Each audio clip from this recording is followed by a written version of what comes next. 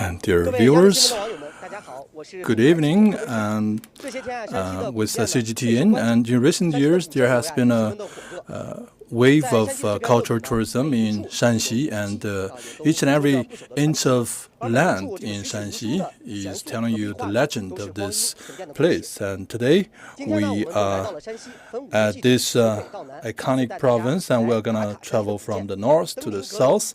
We're gonna bring you the murals and also the hanged temples. And I'm right now here at the hanging temple in Datong of Shanxi Province. And before we officially start, let me tell you that the cultural relics in Shanxi are characterized by a large number.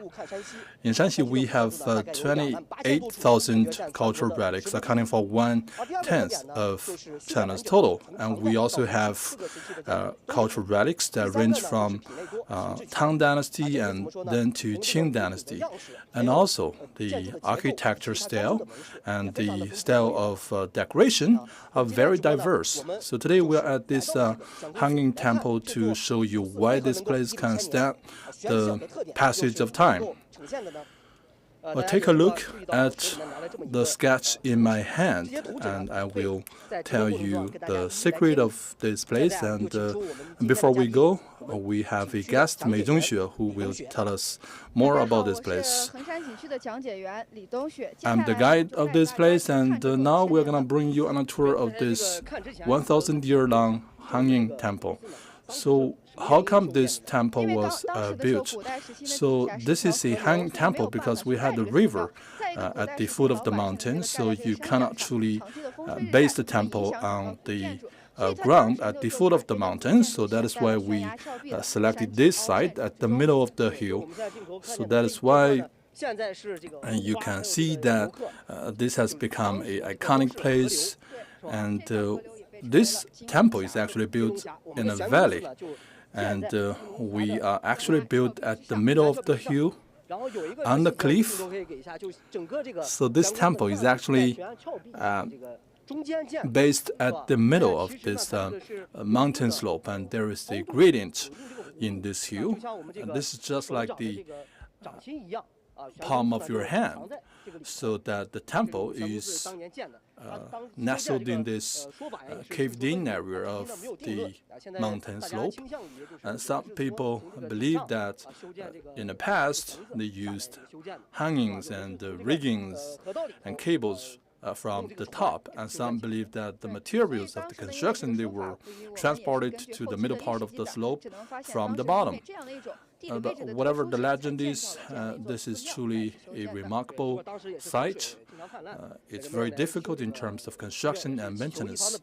So this temple was built to pray for the good harvest of the year. All right, now we're going to enter into this temple. So this is the hanging temple. It's a household name in China, but the entrance looks very delicate. And if you are 1.8 meters tall, you have to bend your body to get in, so it's very narrow. So this is the official gate, and we're going to follow the tourist route. So this is the Buddha temple, the first Buddha temple that welcomes all the tourists. So after entering this temple, you will see a big courtyard, and from the gate in front of you, you will officially enter the temple. So we have a drum tower, and we also have a bell tower. So the bell and drum are struck at the morning and in the evening, so as to mark the sunrise and sunset.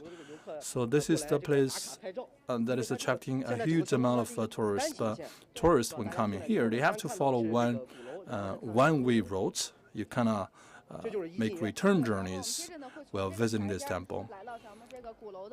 So this is an extended entrance of this temple, and we call it the body of the dragon because this is the shape of this temple. So this is the ground floor of the drum tower, and you can see how narrow and steep the stairway is. It's very narrow, and it's just as wide as one palm, and it's as wide as one arm. So it's very narrow, and you can only allow one person to pass at one time. All right, I will have our guide to walk in front of me. And you can see we have a lot of bronze plate that is connecting the different stairways to consolidate the structure. So this is the drum tower, and this is such a narrow place. And you can see that we have truly attracted a huge amount of tourists. And you can see that the architecture is well designed. In the past, we had beams and columns. We used to have drums and towers, but later, to preserve the structure, we just moved them to somewhere else. So in the past, you had the long beam at the very top of the ceiling. That is where the drum is hung. And now we're going to enter through this gate. And you can see we have a fair number of tourists today.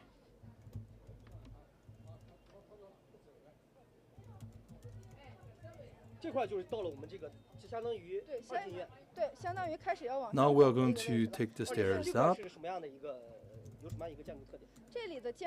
And you can see we have a lot of columns, and this is a local wood taken from the northwestern part of Shanxi. So those trees, they grow very slow, and it took many years, many decades for these trees to grow into construction material, so it can truly endure the passage of time. So that is why we have selected this particular type of wood.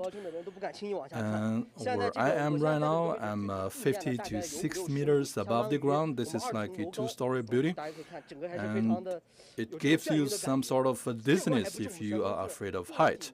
But let me tell you, this is not even the scariest place of the Han Temple. And you can see that at this corner, you can identify a lot of very thin columns that are supporting the upper layer structure of the temple. And when the wind blows, you can even feel the shaking of the temple. And this is giving you a lot of scared feelings, and you know that you are standing on a platform of you're standing on a platform that is supported by those very tiny and thin columns. So in the past, they have to pour water into the crevasses of the stone, because when the temperature drops, the water will freeze up, so that the hole on the surface of the rock will expand, and then they will put in the wood. So this is using the physics law of nature to consolidate the structure. So you can see this is the column that we're talking about, and you're not allowed to touch it. But some of them, they're not very stable, and when the wind blows, you can actually feel and see the shaking of these columns. But you can see above, you can see that the beams above us, they are totally supported by those very thin and long columns. We have a local song here, which goes as that this is a temple that is hung in the middle of the sky.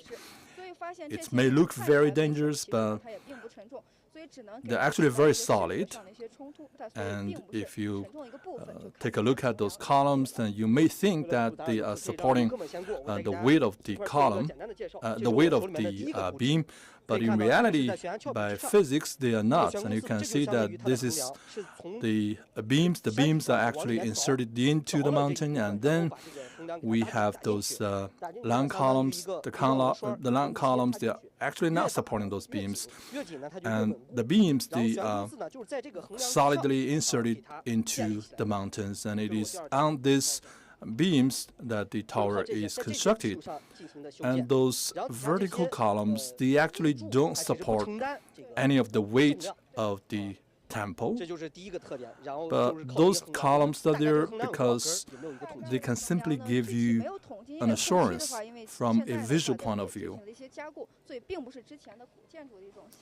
So in the past, we didn't have that many horizontal beams, but to consolidate the structure, we just added the number of beams. And this is the local Tieshan wood, and it had to be soaked with bronze water, and then it's consolidated, and then it's inserted into the holes on the mountain and the cliff. So it's hanging in the middle of the air, because when you take the stairs, then you will see some of the concave areas, and they can truly protect the visitors from the sunlight and the rainwater. And each and every day, the sunlight hour is only around 4 hours, so that gives you a natural protection of this temple, so you won't suffer from the rain or the sunshine, even during the hottest time of the year. So you can see that we have the horizontal beams, and that's fixated on the cliff. And we do have a lot of vertical columns, but they are not actually supporting the weight of the tower. And let me tell you that out of a 6-meter long beam, so 4 meters of the beam is actually hidden inside the cliff, and only 2 meters are exposed outside in the air. So that gives you this appalling visual impact. And right now we are 60 meters above the ground. We have to pay attention to safety, and it's truly a very scary feeling if you look down.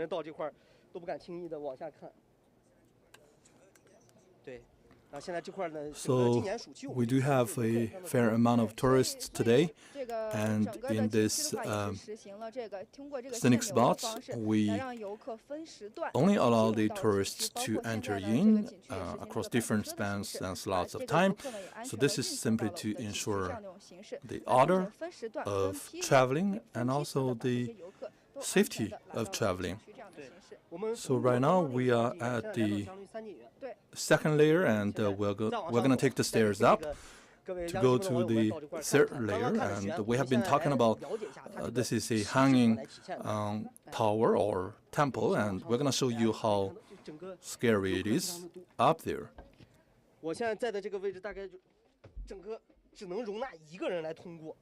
As you can see, it can only allow one person at a time. Take a look at my footsteps and the stairways. Truly, it's very narrow and it's very dangerous. And we have to lean our body to get through. And we are going to get to the highest point of the temple, and you can see how delicate the location is, and you will see how this temple is truly like at this point of altitude. And you can see that we do have a lot of mud sculptures from ancient times, and those were left from Ming and Qing dynasty. The base material is wood, and then it's covered by layers and layers of mud, sculptured into the shape of Buddha. So in this temple, we have not just mud sculptures, but also unique architectural styles. So this is also quite unique in terms of its location, the architecture style. Take a look at the selection of site. It's located at Cuiping Valley. And this is where we are right now, and across this part of the hill we have Tianfeng Hill.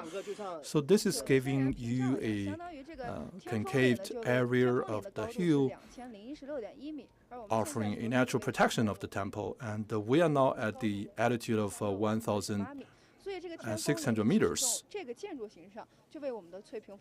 So that is the height of the hill in front of us. So that is offering a natural shield for this temple. And we can keep off the sunshine and the wind. So that is why this wooden structure can be sustained to this day. Well, we have to rely on this sketch drawing. This is where we are right now. This is the Cuiping Hill, and right across us is Tianfeng Hill. And the Tianfeng Hill and the Cuiping Hill, they're just like the natural shield, and they can keep up some of the rains and the wind and the sunshine. And also the valley in between is just like the ventilation pipe, and it offers a natural layer of protection for the wooden structure. So this is why I say that the site selection is very unique, and it is also featuring a unique architectural style. The ancient architectures in China, they are using a lot of very unique building skills, such as the bracket structure. And each time I come here, I feel scary. It's actually very safe, but mentally it feels horrific. So this is the third story of this temple. You have to be very careful. You need to hold this bar. Take a look at the surface of this bar and how smooth it is. And if you are afraid of heights, you will be horrified by this unique structure and how tall you are. We talked about how strange and how unique it is.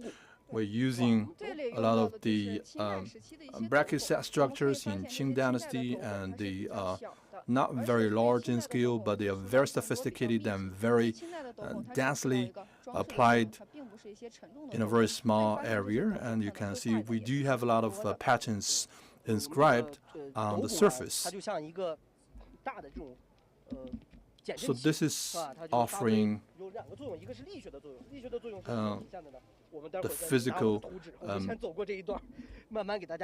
the physical impact of shock absorber. It can absorb the shocking and shaking of the structure. If you look over there, you probably feel that the whole structure is actually supported by the columns that go vertically beneath, but actually it's not. It's self-supported with those beams that are inserted deep into the cliff.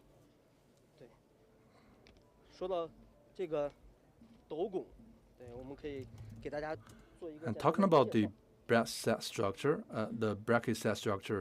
let me give you some more introduction. And you can see that from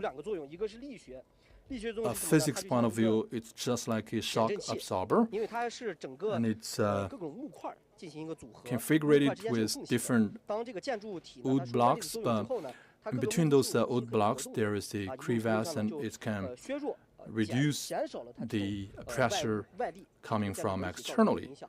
It's also serving an aesthetic purpose to make the ancient buildings look more beautiful and pleasant to our eyes. In Yuan Dynasty, the bracket set structure is also serving the purpose of supporting the weight, but in Qing Dynasty, the bracket set structure is mainly for aesthetic purposes. But bear in mind that no matter which dynasty we're talking about, this structure can absorb some of the shocks. We have Tianpingling Hill and Zuiping Hill, and these two hills offer a natural shield of this temple.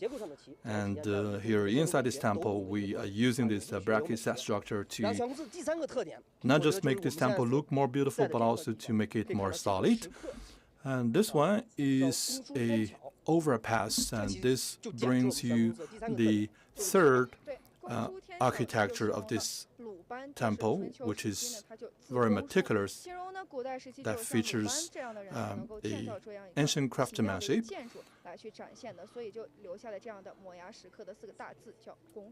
So it's very small structure because number one, we have a very small selection of sites, and this is a very small and petite temple.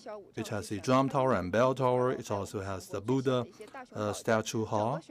We have only an area of 152 square meters, but we have more than 10 rooms, and that is truly marvelous. And take a look at this sketch, and you can see that it is having a graphic presentation of our temple, and you can see this is the drum tower and then the bell tower, and you can see the first layer, the second layer, and the third layer. So this is like transforming a three-dimensional temple into a two-dimensional one, and you have to follow this one-way visiting route. We are right now at top right corner, so we have to take a round way, and by following this one-way routes, and we will finish at where we started. And this is the route highly advised. So this is such a narrow space. We have a lot of mud sculptures. And we do have a lot of Buddha statues, and those carved directly from the rocks on the mountain. You need to lower your head while passing through this area.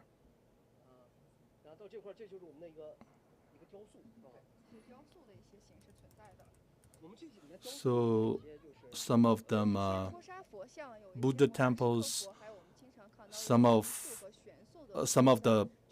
them are Buddha statues, and some of the statues, they are actually hung right on the side of the cliff.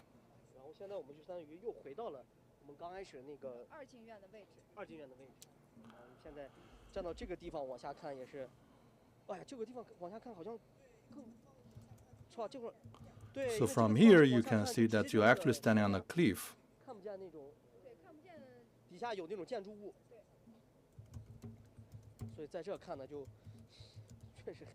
And it's truly horrific to look down from here.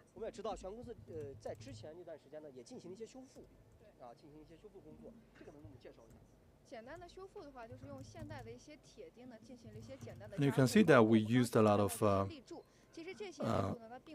columns that go vertically, and to some extent it can reduce the shock of the temple, and it can truly consolidate the structure of the temple. So this is the place where we travel down. So we're going to go back to the second layer. So this is like a grotto or a cave. So this is also the ventilation of this temple, and so it's actually connected with the outer layer of the temple, and you can feel the wind from this here. So this can keep the whole structure dry, and the wind is actually circles around the temple, and this is why this temple can be sustained to the present day. So this is a natural ventilation because it allows the circulation of the air. So that is why this place has been kept dry throughout the years, and that is why the endurance with the passage of time.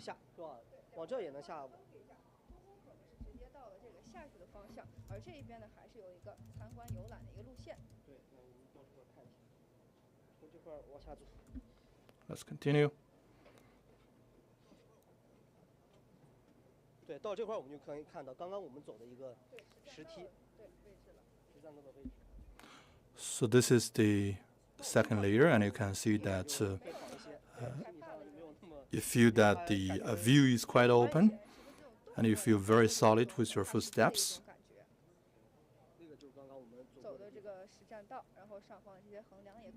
And you can see that those horizontal beams, they are supporting the weight. 对，然后我们来往过走，到这块，这里面哦，这个建筑这个里面的。So you can see this delicate wooden sculptures, and we have peony flower, which is the national flower of China. We are showing you the blossom styles of the flower in different seasons and different colors. So this is wooden sculpture, very delicate.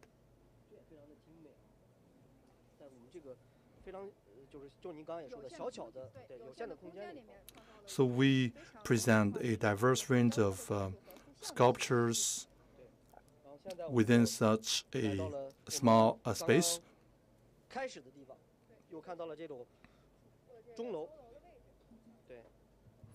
So this is where we started. We are going down from this point.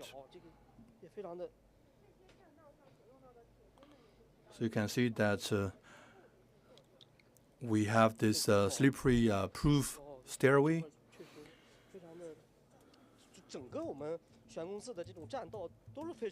And you can tell that all the stairways are very narrow. It's tightly seated in the structure.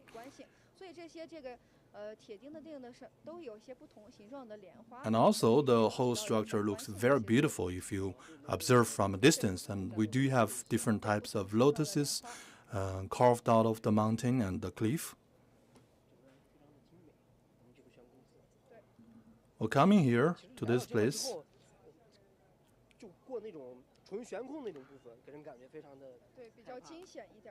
you may feel horrific, but after walking the tourist routes, and you can feel how delicate this structure is. So this is the bell tower, and this is the main Buddha hall, or the Great Buddha's hall, and this is actually the smallest Buddha hall amongst all the Buddha temples in China, and we feature a Tuosha Buddha. So this is the most dominant form in Tang Dynasty, and we use this dry lacquer ware featuring materials from China's south. And before erecting this structure, you need to gather this clay earth, and this is just like the cement that we use today, and you need to wrap the main sculpture with layers and layers of clays, and then at the end of the sculpture making, you need to dig a hole and then dig out all the mud from inside, so it's very lightweighted. And so for 3 Buddha sculptures, they only weigh a total of less than 85 kilos. So these are very delicate sculptures. So again, my name is He Weizhong. I'm with CGTN. I'm taking you to the Hanging Temple in Datong of Shanxi Province. You can see how this temple is delicately designed, how this temple is hanging in the middle of the air on a cliff. We have this horizontal beams supporting the overall structure of the temple, and it's also very delicate and elegant because we have so many Buddha sculptures. And now I will hand it over to my colleague who is coming to you live in Xinzhou of Shanxi Province.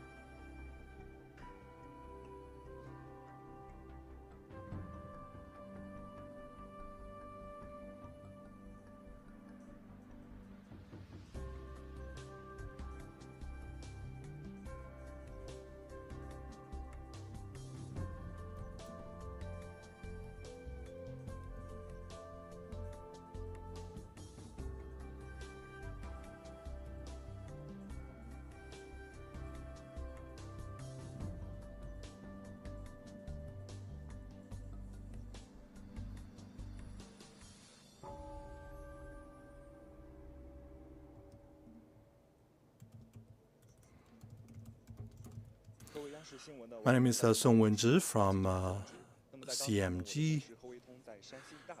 My colleague just gave you a panoramic view of the Hanging Temple in Datong, and right now I'm at the Wutai Mountain, and we're going to show you where the game Black Myth Wukong is inspired.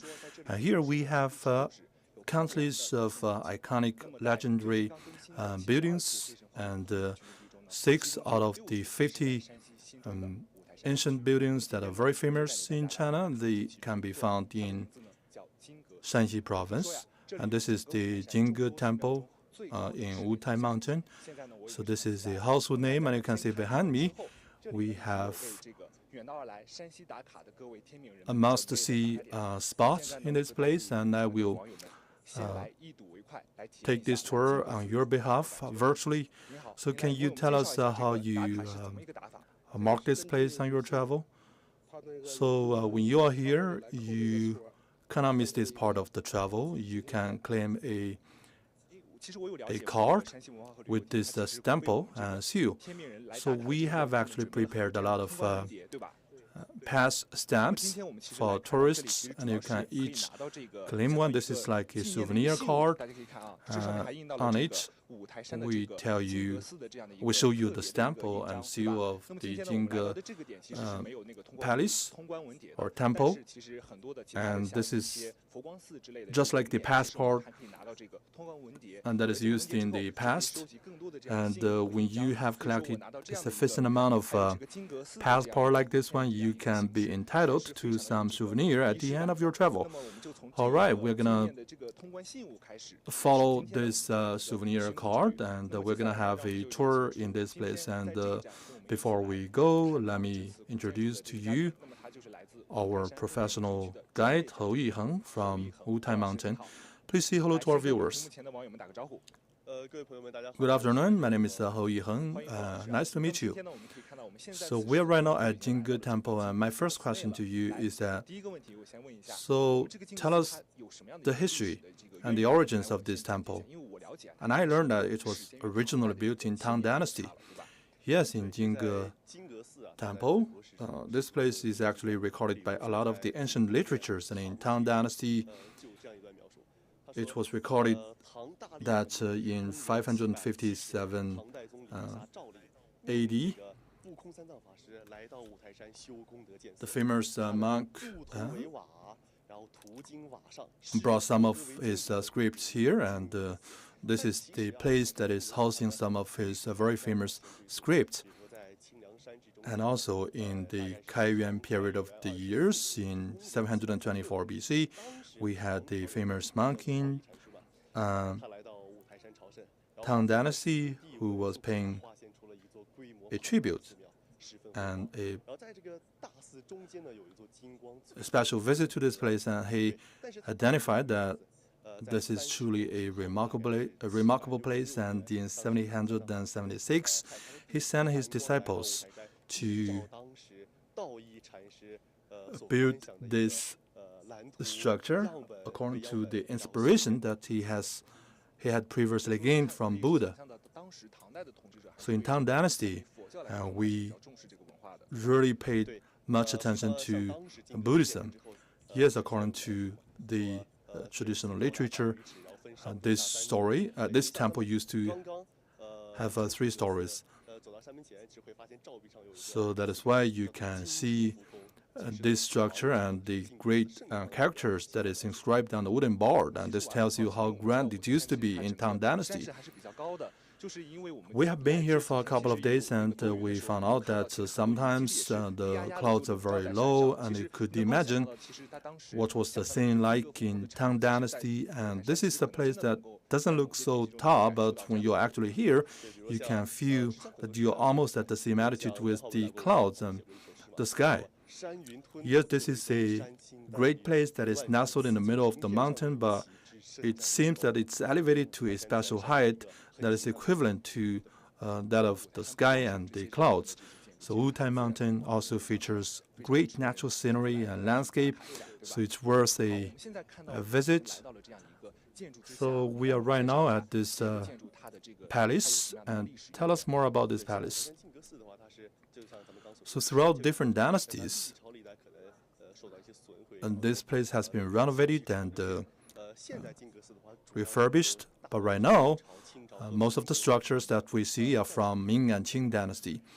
So, are we visiting the same location as it was in Tang dynasty?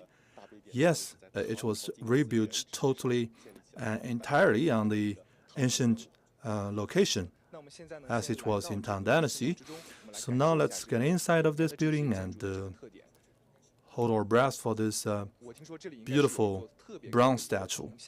So this bronze statue is 17 meters tall. This is the largest bronze statue in Wutai Mountain. And Jingge Temple has gone through rounds and rounds of renovations, and in the end of Qing Dynasty, we experienced the last round of renovation, and a famous monk led his disciples and engaged in this massive scale of renovation, and we attached the golden layer on the head of the Buddha. That is why we are seeing this magnificent statue in front of us. I believe that after walking into this hall, can you tell me how tall it is again? So it's 17.7 meters tall, and this is such an appalling view in front of you, and you can appreciate the magnificent wisdom of the ancient architects. So this is a statue of the thousand-hand Guanyin, and traditionally she used to have more than 1,000 eyes, but this one is having only one pair of eyes, but on both sides of her body there are 20 hands. So, but in reality, we call it a 1,000-hand Guanyin. So we don't need to show you this 1,000 hand physically, but we just need to give you this many hands to give you an idea of what was the original Guanyin like. And you can see that this is truly a statue that has incorporated the building styles from different dynasties. It is the wisdom and efforts of generations of sculptors that have brought us such a magnificent statue. You mentioned that the overall structure was here in Tang Dynasty. So who was the emperor in office? So it was Taizong. It was Taizong emperor. It had a controversial views among the public, but generally, people believed he was a very good emperor.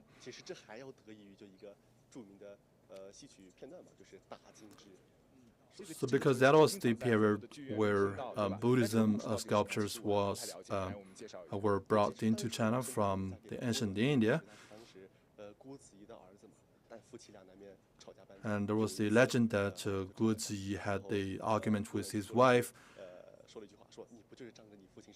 So Guo Ziyi is the father of the family, that is the in-law of the royal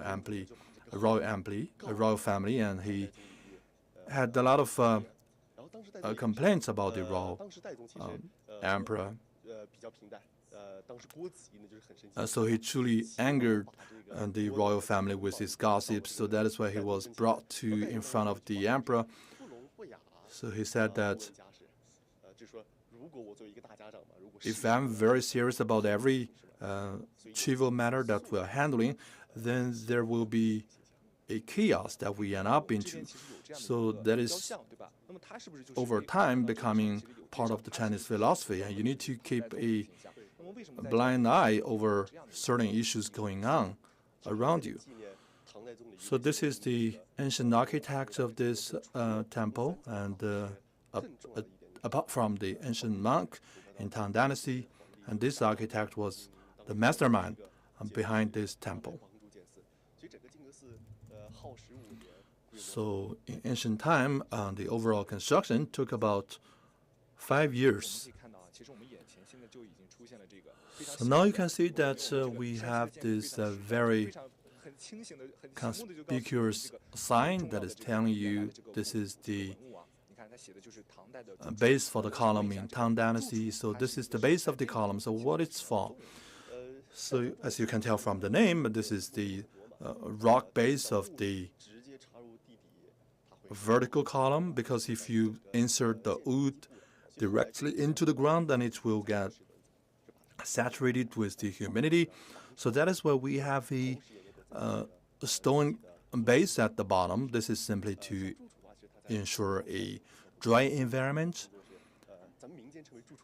And in Tang Dynasty, Song Dynasty, throughout Ming and Qing Dynasty, this has been the architectural practice that we have held firm to. So in Tang Dynasty, the characteristics of those rock bases are that they are very short and they are round,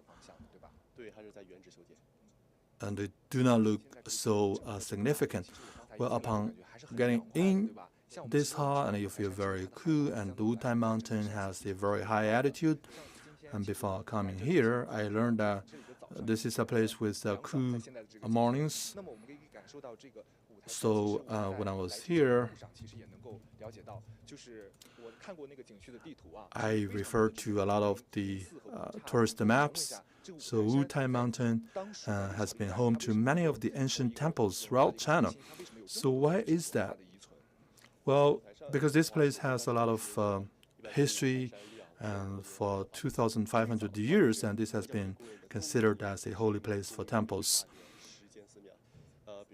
And Daxiantong Temple, for example, enjoys the same reputation as the Baima Temple in Luoyang. And that was the beginning years when Buddhism was just introduced into China. And throughout history, the ancient emperors, they have paid a great deal of attention to the construction of Buddhist temples across the country. And you can see those delicate patterns inscribed on the beams at the ceilings, and also these very sophisticated patterns, flowers and dragons in those patterns. And can you tell us more about those patterns? So we have those very famous and commonly seen patterns. For example, the two dragons playing with the pearl, and also two phoenix welcoming the sunrise. In ancient Shang Dynasty, and they believed that all the good fortune comes from the blessings of the sun and the earth. So there is a historic root to this type of sophisticated patterns. So this is the final part of this structure, and it's built at the foot of the mountain. So is there anything particular about this style? Well, in Ming and Qing Dynasty, we went through a massive round of restoration of those temples. For example, Nanshan Temple, Jingge Temple, Longquan and Puhua temples.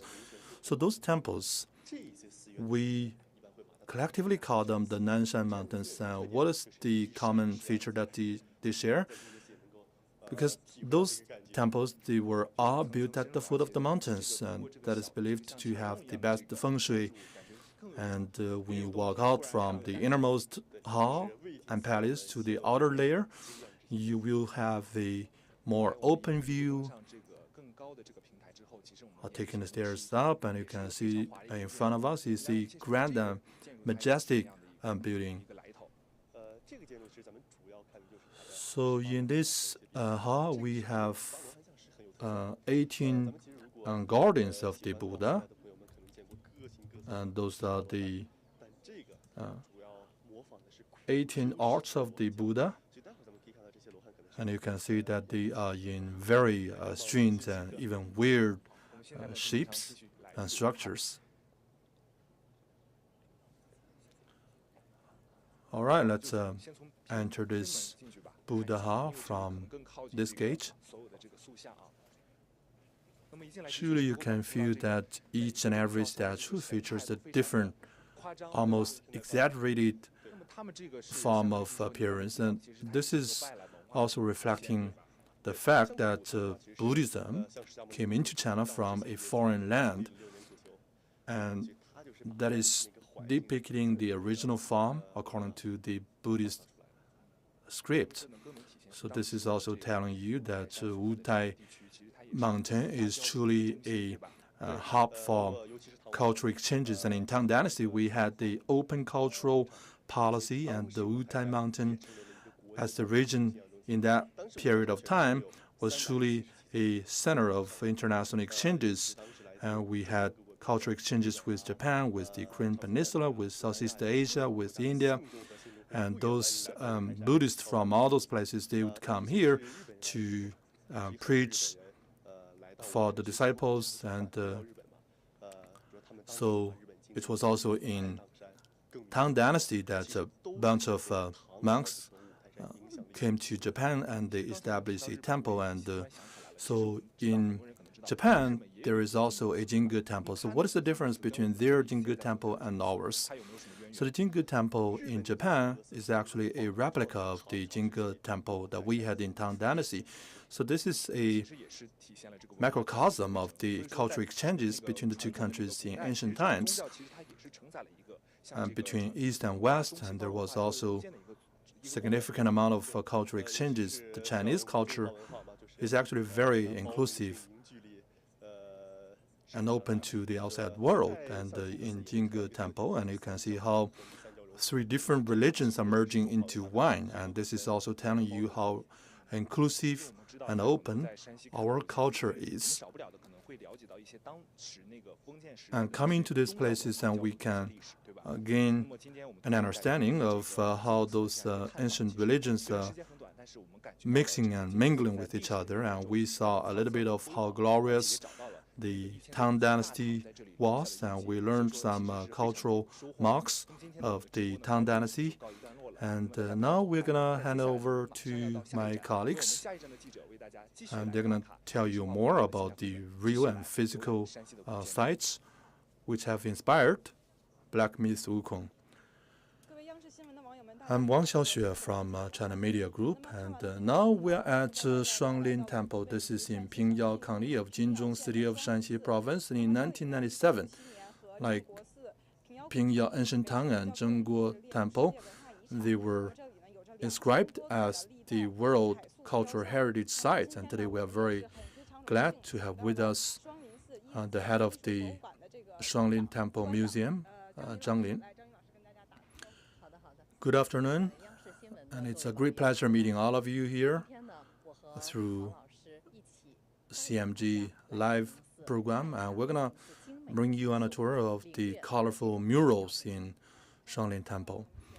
So it was originally called Zhongdu Temple because in West Han to North Wei Dynasty, this is the place of Zhongdu County, and in Song Dynasty, it was renamed as the Shuanglin Temple. This temple, we don't have any records when it was built, but we have an old monument from North Song Dynasty, and that is 1011 AD, according to that monument, and it was built in 571 AD. So, to say the least, we have a history of more than 1,400 years. So what is this main palace in front of us?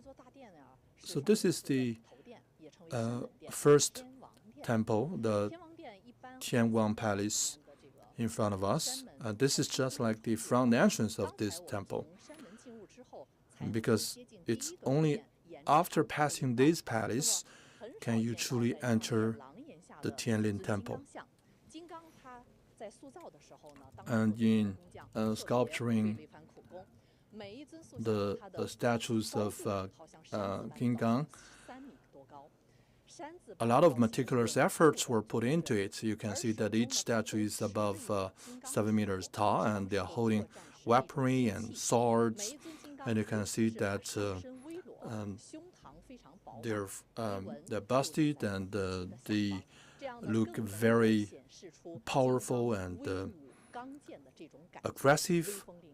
And these four Gingang statues, take a look at their eyes, and they are truly staring at the visitors, and they really make you feel appalled and horrified.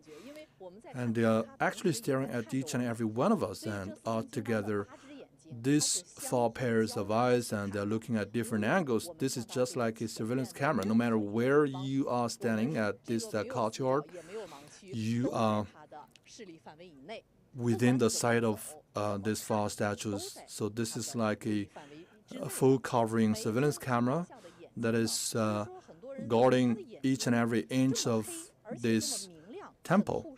So they are very meticulously inscribed, and they truly look very vivid. Actually, in as early as 500 years ago, this is a place of tile productions, and we produce a lot of tiles and tile bars, and this is what the eyeballs are made of. And you can see that they are in a color of yellow, red, light green, and white. So take a look at the skin color, and it's a light gray and hue, and this is using the natural color of the mineral. Apart from the colors, take a look at the configuration of all the statues in Shanxi Temple. We have small statues that is only 20 centimeters tall, and the bigger ones 3 meters tall, and we are using this unique mud produced from this local place. And because the local clay is very sticky, it can easily stick together, but inside the sculpture we have a skeleton. Inside it's actually a wooden structure. Well, after the long passage of time, these statues, they can easily decay, and to preserve the cultural relics, and we just fenced this place up. And you can see from this part that is exposed to the outer surface, and we can see that there is a wooden skeleton structure inside that is wrapped up by layers and layers of clay. That is mixed with straw and cotton, and we also used pottery and clay to mix the material. And I can see some very small particles, and truly this is using a very diverse range of materials, and the clay comes from locally, and this is unique in this place, and this is the red color clay, and it's very sticky with a very high intensity, so that is why the sculpture at the very end, it's very smooth, it looks very tender if you look at the skin. So that is why it's able to withstand the passage of time for as long as 700 years. So if we date back to Yuan dynasty, the dynasty was established by the minority ethnic groups from the Mongols, and you can see that these four statues, and they were in full alliance with the body style and structure and temperament of the Mongols. So inside this palace, we have one grand statue of Buddha. So this is the Maitreya Buddha. So take a look at this one. This is the original looks of Tianguan Maitreya Buddha. And behind the Buddha, we have a lot of very sophisticated patterns, and it's just like flares raising up to the sky. And we also have phoenixes, dragons. Also, within the squares and boxes, we have some characters. For example, this one reads advocating kind virtues and keeping off all the evil spirits. Although the colors are fading off with the passage of time, but you can still gain a glimpse of how colorful this structure used to be, because we kept the door open and it's exposed to the sunshine and also the sandstorms in this part of the country. And because of the erosion, some of the colors are fading off, but still you can gain an idea how colorful this structure used to be. At the top, we have those Buddha flares, and it's very sophisticated. And our ancient craftsmen, they used this structure and sculpture that is hollowed out. And this is giving you a layered view and impression, and you can not just see very clearly the patterns, but also the flowers and the animals. And then we have a gigantic base that has the 3 layers, and this tells you how important this statue is. So it has been around for 500 years, and this is truly marvelous. And now let's take a look at the second layer of the courtyard. So this is truly the peak season of tourism. Yes, between April and October, even between April and November, we can expect a fair amount of tourists, and we have a lot of students coming into this place, and we have art students who are practicing their skills with these statues, and because the statues here are very famous in this part of the country. So how many visitors do we have each day? During the summer vacation, we have 2,000 visitors on a daily basis. Truly, we have seen an increased number of tourists, and now the schools have opened, but still we are having a great number of tourists every day, because the Black Miss Wukong, the viral game, has also added to the popularity of this place.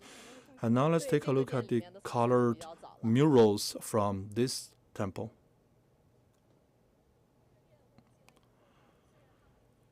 So this is not a very spacious temple, but we have 18 statues as guardians of the Buddha, or in the Buddhist language, we call them hearts. So the ancient craftsmen, they put in a lot of ideas in it, and some of them are wearing the official costumes of the Yuan dynasty, but in reality, those are not official costumes for those who work in the government. This is actually the costumes worn by ancient monks. Take a look at the third one from the left. And this one is quite different from the styles of others. It's wearing a different costume, and it looks very exotic. And it's clearly and obviously not Han Chinese, and you can see that the hat is connected with the costume, and he's frowning. It seems that he is pondering into something, and he is staring at a place in distance, and it seems that he has seen through this world, but is keeping his mouth shut. For thousands of years, he has kept silence, although he can see through this world. So this is telling you a philosophy, and it seems that he has a lot to say, but he's not saying it. And for hundreds of years, and you can see how depressed and how much he is keeping to himself. And I can see that these two statues at the very corner are also quite unique. You need to look at them very closely. And if you count them one by one, you may easily neglect this one. And this one looks very short, and we actually call it the dwarf guardian. Take a look at this one, and take a look at the forehead. You have some wrinkles climbing on the forehead, so he's not very young. He's a senior monk. And the statue beside him is holding a walking stick with a pale face, and the eyes do not look very vivid. And you can see that he looks very fragile and he's very weak. So that's why people call him the weak guardian of Buddha. So this is very hard to make sense of. I believe it's carrying such a facial expression because he's placed in a corner and it's a very confined space. Well, possibly, but we have different statues with different facial expressions and body styles and gestures, and we put this weak guardian at the corner. I believe if you put it in somewhere different, the overall structure, the overall layout may not look so harmonious. And now let's take a look at the next part of the hall, and you can see this is the hall of Sakyamuni, the founder of Buddhism.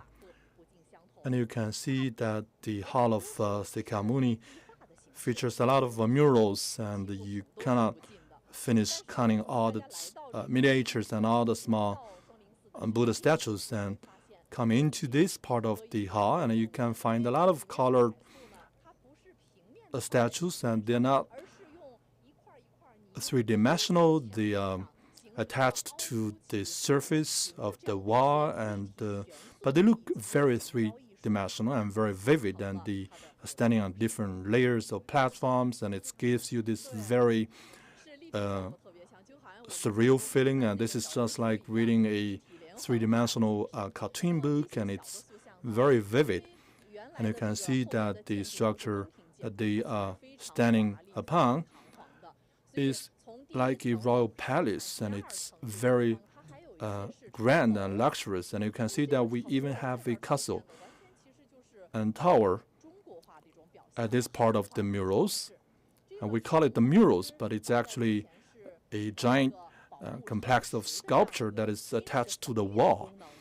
And you can see that this is a reflection of Western and Eastern mingling of sculpture styles. And you can see that all the we have in this part of the hall more than 200 sculptures, and it's very vivid, and we have a story at each and every layer of the platform. And this statue is for Sakyamuni, and he's very grand and majestic. He's in his middle age. He's looking very serious. And on both sides, we have two female statues that look very elegant. So these are actually two Bhumi or Bodhisattva statues, and they are resembling the age of a young lad. So this is the second main hall along the central axis, and we can go past through this one and enter into the third major hall of this temple. Apart from the main hall, we also have two supplementary halls on both sides.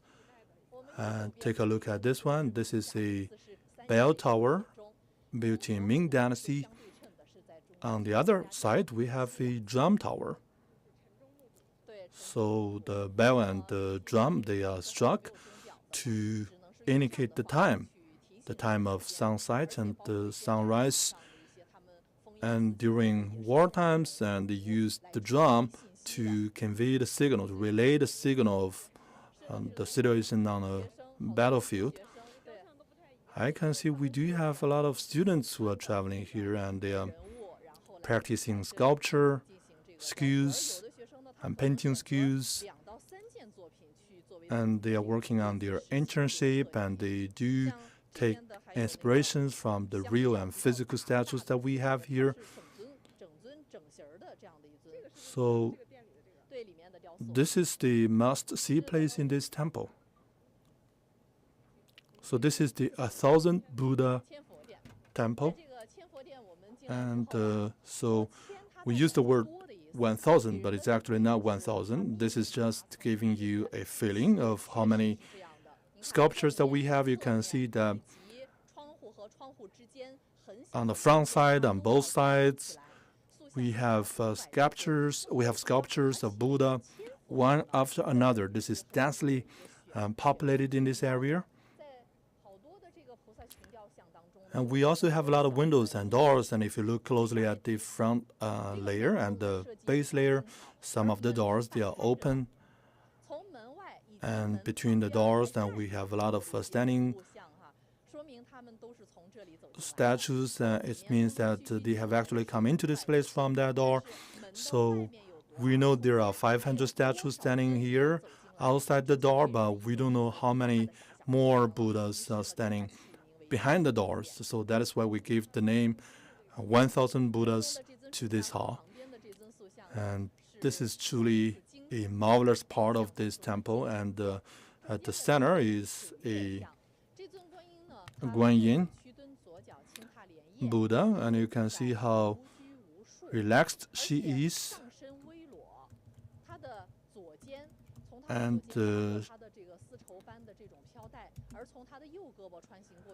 she is nude with the upper part of her body, and take a look at the fabric and the color of her skin, and it seems that we are truly using a lot of silks as the materials of the costume, and she's also demonstrating the oriental beauty of ladies living in China at the time. And so you can see how tender the skin is and how colorful the statues and Buddhas are. And apart from that, beside the Guanyin, we have a garden statue.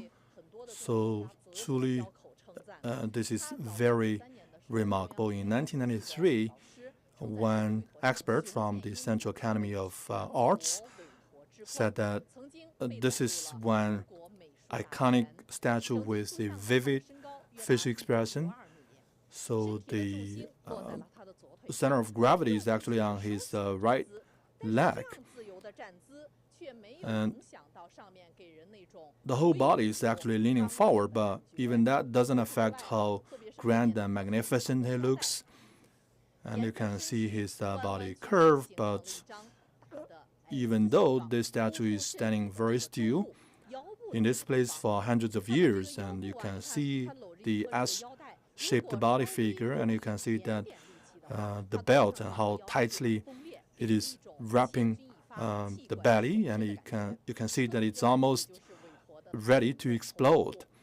And also, take a look at the relationship between the body and the upper chest and the head. Then you can see that his body is facing to the left, but his head is looking to the right.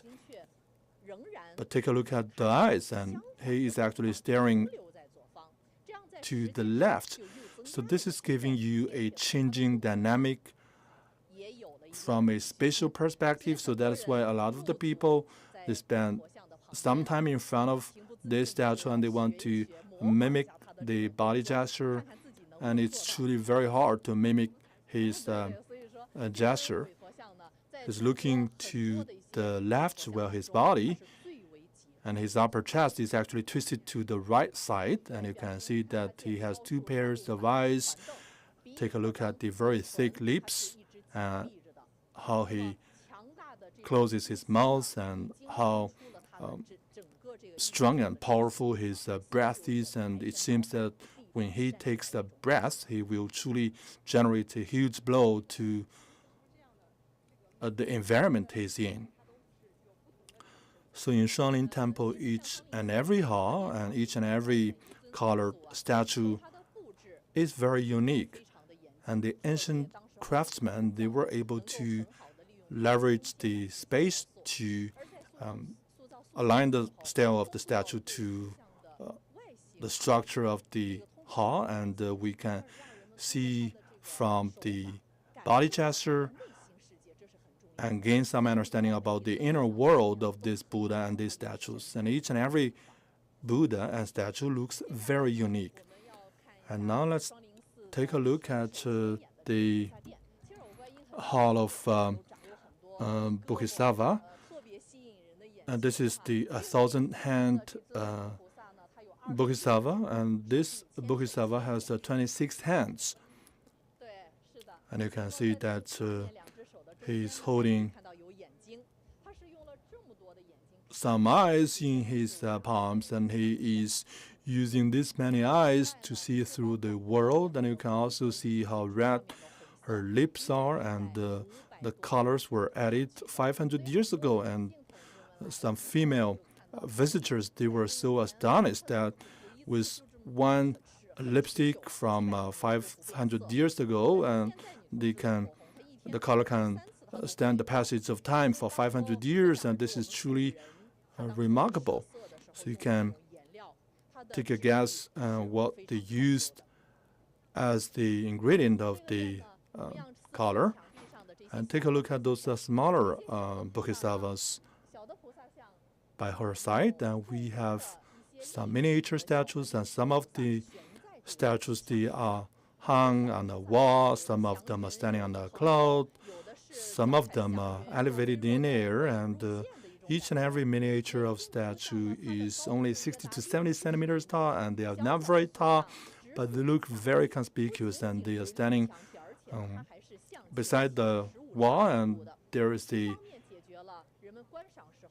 distance of 10 to 20 degrees as they are leaning forward, and they are combining the ancient physics with the aesthetic styles. And if you stand in front of the wall, and you may feel that there is a big wind that is blowing the costumes of those statues and Buddhas, and so it's a glowing feeling once you enter this hall. So this is the hall that is housing the maximum number of statue and bodhisattva, and it was built in Ming Dynasty. So this is truly a very vivid place, and if you look at their facial expressions and their costumes, which are very much related to the real living scene of people back in Ming Dynasty. Although those legendary figures, those mythology, but their costumes are inspired by real-life costume style and the Buddhist in nature, but they are also reflecting the real life that we had hundreds of years ago. And we also have other artistic styles in this temple. For example, apart from what we have just showed you, we have colored statues, sculptures, their facial expressions. In this temple, we have a lot of trees. One of them is a locust tree that is 1,400 years old. And we also have a stone monument, and that is from North Song Dynasty. So this monument tells us the original name of this temple, how this temple was built, and who made remarkable contribution to the construction of this temple. So we do have a lot of visitors and a great number of monuments and the relics. And how do we make sure that these cultural relics are well preserved? Well, over the years, we have engaged in regular maintenance. And in Shanlin Temple, we see a great number of glorious and colorful statues, and they inevitably decay with the passage of time. And so in 2020, we invited the digital team from Zhejiang University, and they gave a 360 degrees of